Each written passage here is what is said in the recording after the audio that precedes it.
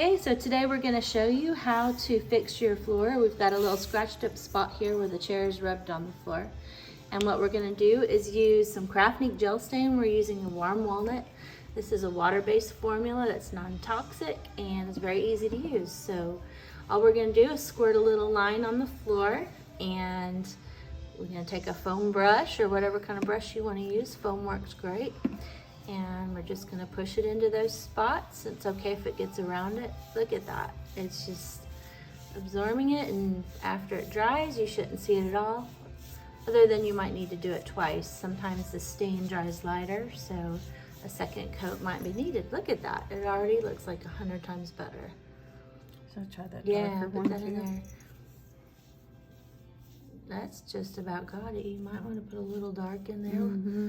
Sometimes you can blend these colors, which is nice. So we're going to use a little bit of the dark oak and put that in there.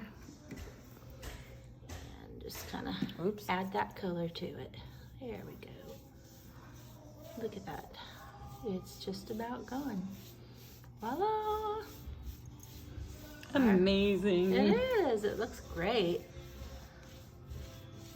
Oh my gosh, that's amazing. So it looks like a brand new floor. Awesome job. Yay.